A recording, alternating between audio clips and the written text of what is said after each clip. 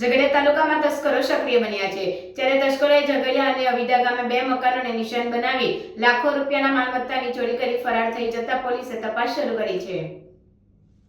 ઝઘડિયા ગામે રહેતા નૈનાબેન શાહ ગતરોજ ભરૂચ ખાતે તેમના ભાઈ શૈલેષભાઈને ત્યાં ગયા હતા, ત્યારે રાત્રે તસ્કરોએ બંધ મકાનનો દરવાજો તોડીને મકાનમાંથી સોના ચાંદીના દાગીના તેમજ રોકડ રકમ સહિત લાખો રૂપિયાના માલમત્તાની ચોરી કરી ગયા હતા.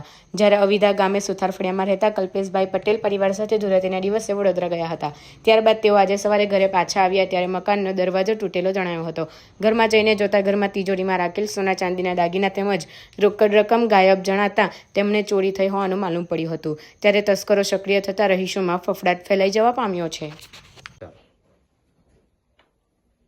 વૈશાલીબેન કલ્પેશ કુમાર પટેલ અવિદાથી મારા ઘરે અમે ધૂળેટીના દિવસે 4 વાગે બરોડા ગયા હતા. આજે સવારે 7 વાગે આવ્યા તો બધું ઘર મેં તિજોરીઓ બધું તૂટેલું હતું એ બધું લઈ ગયા તોડીને અંદરથી રૂપિયા મારી બેબીની સોનાની વસ્તુ કન્યાદાન મેં આવેલી હતી તે બધું રોકડા રૂપિયા 1,40,000 લઈ ગયા.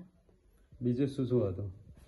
બીજું કન્યાદાનની વસ્તુ હતી, મારી અંદર સોનાની ચેન હતી, બુટ્ટી, જુડા, સાંકડા બધું હતું એ બધું જ લઈ ગયા તિજોરીના લોકરો તોડીને. ત્યાર પછી તમે શું કહ્યું?